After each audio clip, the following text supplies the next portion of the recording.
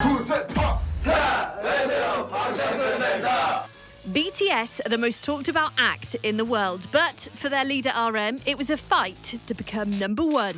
They've won 26 MTV awards in 2 years. They are the fastest group to earn 4 chart-topping albums in the US since the Beatles. They've addressed the United Nations twice and raised millions for charity. Most recently, along with their label Big Hit Entertainment, donating $1 million to the Black Lives Matter movement, an amount matched by their fans in 24 hours.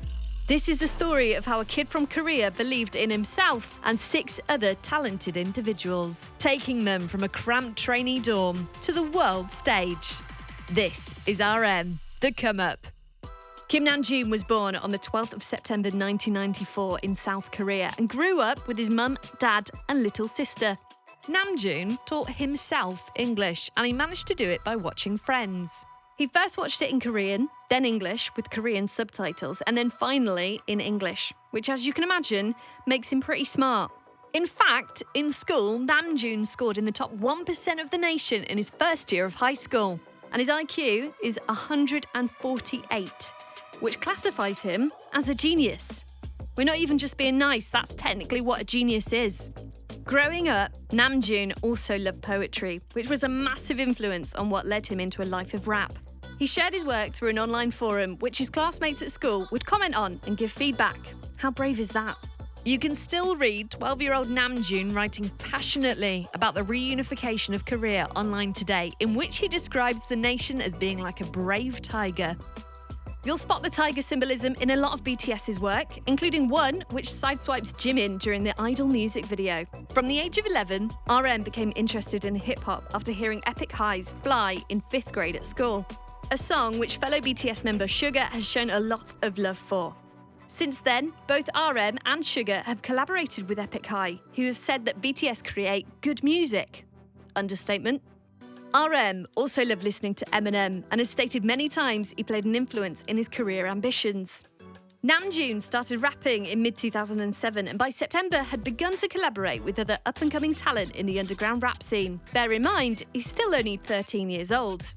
He would write the lyrics on scraps of paper and keep them in his school books, often getting in trouble if he was caught. His parents, like many, wanted him to focus on his studies, but famously and poetically, Nam-joon is reported to have said he knew that if he studied, he would be in the top 5,000 in the country. But if he rapped, he could work his way to becoming number one.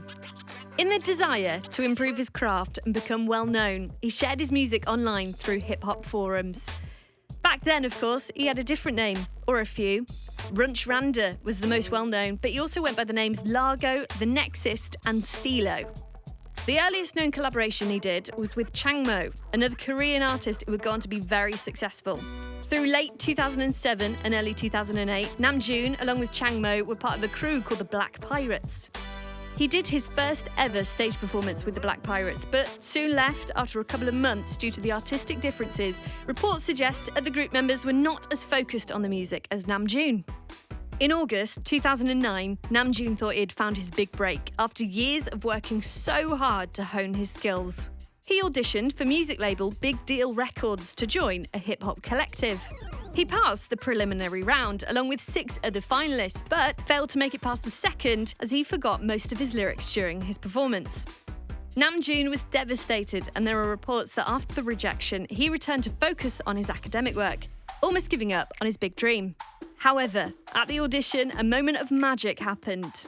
In the audience was a guy called Sleepy, another artist and member of hip-hop duo Untouchable, who took Nam-joon's contact details and would go on to introduce Nam-joon to someone very important. In May 2010, Nam-joon received a call from Sleepy, who suggested he go and meet with Bang PD at Big Hit Entertainment. Big Hit Entertainment at the time was a fairly small company, but with big dreams and a forward-thinking CEO, it was an exciting place to be. Despite still only being 15, they signed him before they had decided what BTS was even going to be. All they knew is they wanted to use RM's passion for hip-hop to drive the sound of the band. This, of course, was still 3 years before the BTS debut in 2013, as they scoured the nation for 6 other members, who would go on to create the unique formula and chemistry that no doubt has solidified the success of BTS. And it wasn't plain sailing even after they officially formed, as conscription won't go away, and in 2018 Jin revealed they almost disbanded due to exhaustion. Lucky for us, they found the strength to push through and remain one of the most notable groups of our generation, with a strong fan base, ARMY. And I want to give special thanks to the translators and Reddit posters who helped me put this story together. I guess all that blood, sweat and tears was worth it in the end.